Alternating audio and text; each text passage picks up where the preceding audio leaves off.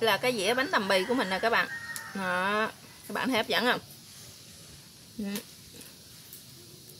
Rồi có bì ha, thì chả giò nè, thì bánh tằm ha, dưa leo, rau, giá trụng, hay là cái chén nước mắm, rất là hấp dẫn luôn các bạn.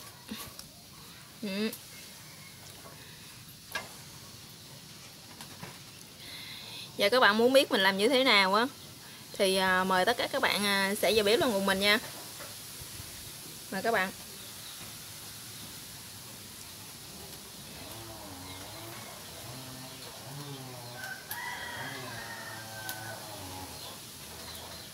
Các bạn, hôm nay mình sẽ làm cái món bánh tằm bì nha các bạn. Bì thì mình đã làm rồi nè ha. Bây giờ thì đây là mình có nửa cái bánh tằm nè, giá, rau thơm. Ở đây là đậu xanh á, mình nấu nè các bạn, để mình làm chả giò ha. Chả giò mình gói đậu xanh này với lại khoai lang nha các bạn. Đây mình sử dụng nửa củ khoai lang ha. Còn chanh ha, với lại ớt, với lại tỏi nè các bạn, thì mình sẽ làm nước mắm ha. Chả giò thì mình gói bằng cái bọc bò bía nè các bạn ha. Rồi bây giờ mời tất cả các bạn sẽ vào bếp làm cùng mình nha.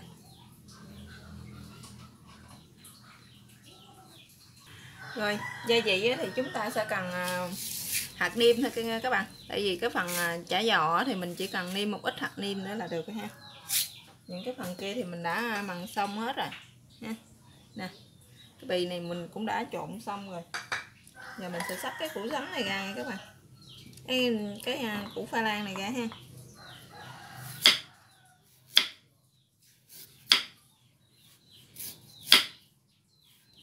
Các bạn có thể làm chả giò này á, chay thì các bạn có thể làm bằng khoai lang ha, hoặc là khoai cao, hoặc là các bạn làm đậu xanh không cũng được nữa các bạn. Các bạn làm đậu xanh không thì các bạn nấu đậu xanh với lại nước cốt dừa ha. Mình làm đậu xanh với lại khoai lang thì có một ít đậu này nè, mình cũng đã nấu chung với lại nước cốt dừa đó các bạn. Các bạn nấu đậu với nước cốt dừa, cái đậu của mình nó sẽ ngon hơn ha, nó béo hơn.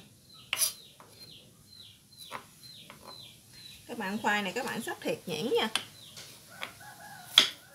để mình gói vô trong cái phần chả của mình á, nó không có bị gách cái phần cái bò bía của mình ha. Các bạn gói chả giò các bạn gói bằng bò bía cũng được ha. Cái phần rồi các bạn bánh tráng cũng được nữa các bạn. Mình có thể gói bằng bánh tráng ghế á.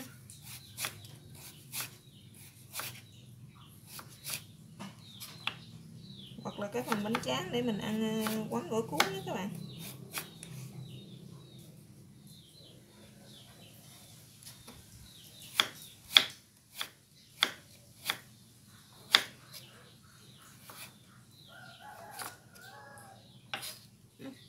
Khoai lang thì mình xắt thiệt nhuyễn ra, rất là nhuyễn vậy nè các bạn.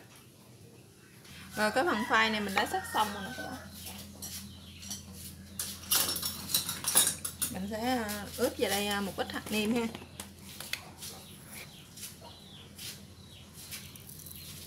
Hạt nêm nấm ha các bạn. Mình chỉ ướp cho nó một ngưỡng thôi.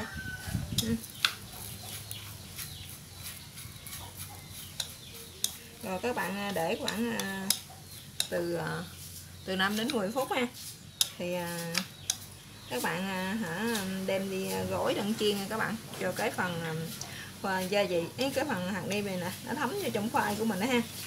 Chứ cái phần đậu này thì của mình nó đã mình nấu á, để xíu muối vô này á cũng đã vừa ăn rồi, một lát nữa mình sẽ trộn nó vô.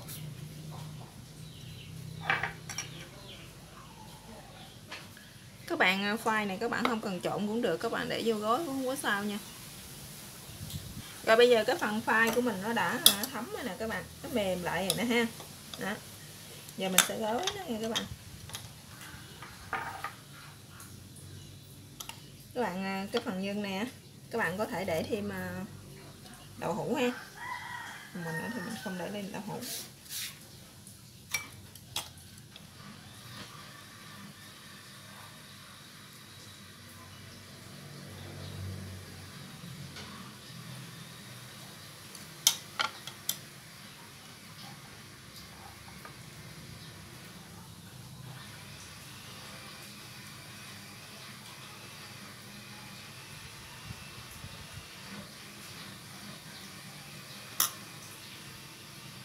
Các bạn gói như thế này ha.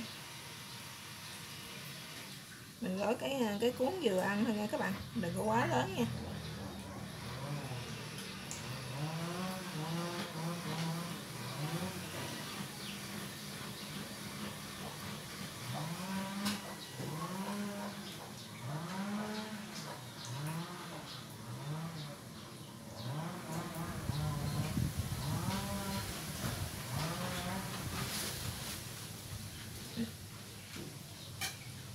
Các bạn gói như thế này ha, cho đến hết những cái cuốn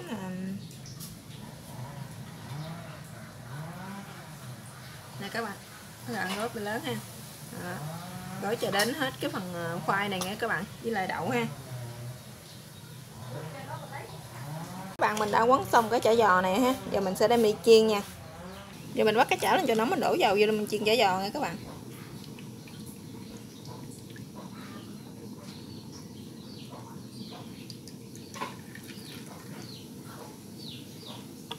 Dầu của mình sôi rồi mình thả nó vô nha.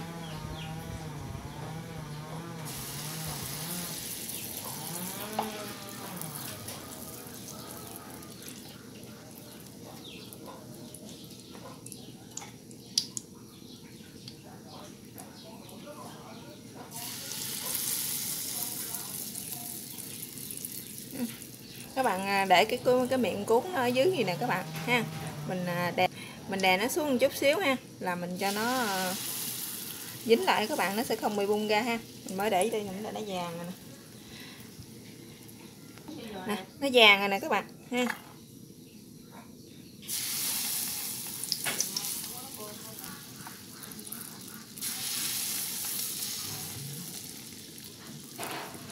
Các bạn để cái miệng nó xuống nó sẽ không bung lên ha. Các bạn chiên xong mà lửa nó quá nóng á, các bạn hạ lửa cho thiệt nhỏ xuống nha. Nè, nó vàng hết rồi nè các bạn, mới để vô xíu là nó đã vàng hết rồi, nó quá vàng luôn.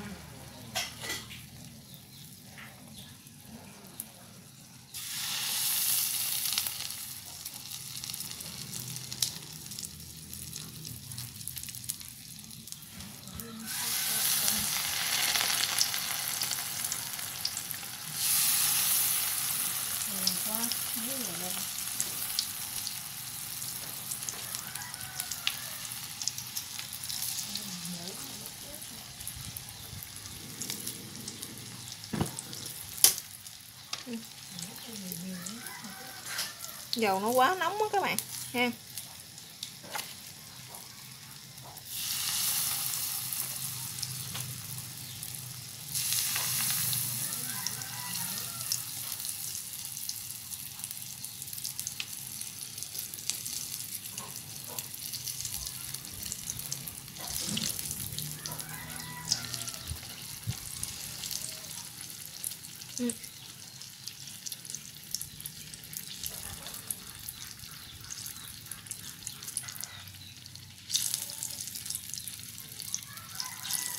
Cái này thì đậu thì mình nấu chín rồi, khoai nó cũng mình chiên nó cũng rất là mau chín nha các bạn, cho nên mình để xíu là nó vàng là nó chín ở trong rồi đó.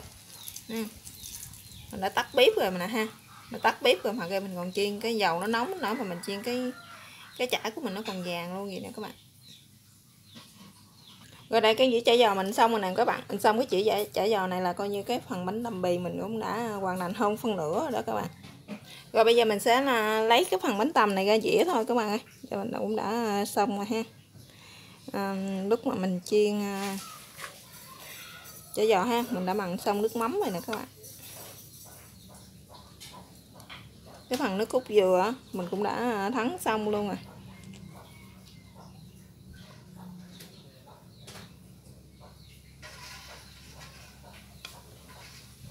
mình lấy ít thôi, đủ vừa mình ăn thôi, không có quá nhiều thì một hồi cái dĩa của mình sẽ rất là nhiều luôn.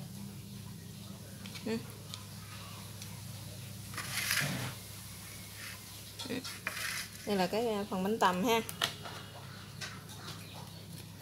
Rồi tiếp theo đó là giá nha các bạn, giá mình trụng nha các bạn ha. Đây là giá nè.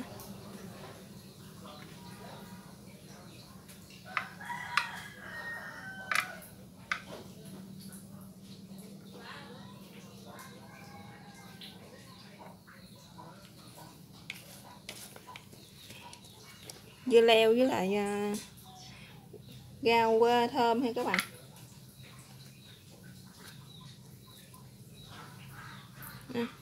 Một ít.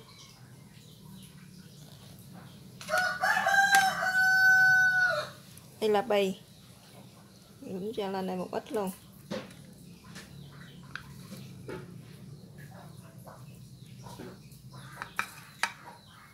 Rồi, chỉ còn chả giò ha, mình sẽ cắt chả giò để lên các bạn. Rồi hiện giờ nó còn nóng, rất là nóng mà giòn luôn các bạn ơi.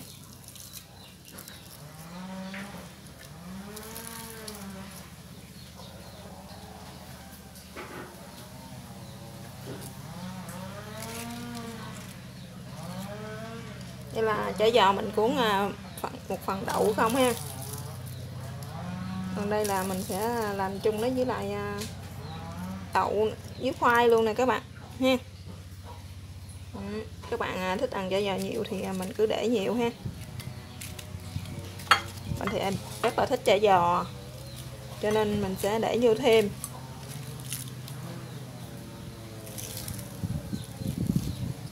Đây nè, khoai nè các bạn thấy không?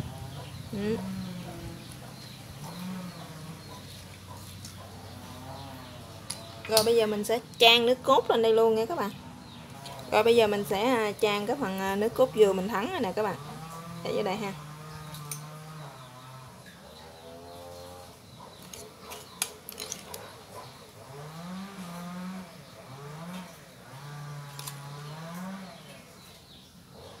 Rồi rất là bắt luôn các bạn ơi.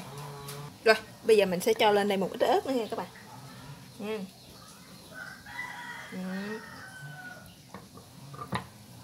Và đây là cái chén nước mắm ha. Cái chén nước mắm này mình ăn với lại bánh tằm này các bạn. Các bạn ăn đậm nước mắm hơi chua chua ha, ngọt ngọt, ăn cái miếng hấp dẫn nha các bạn. Đây là cái dĩa bánh tằm bì của mình đã hoàn thành rồi nè các bạn. Đó, anh hấp dẫn không? Cảm ơn các bạn đã theo dõi video của mình. Chào các bạn và hẹn gặp lại các bạn ha.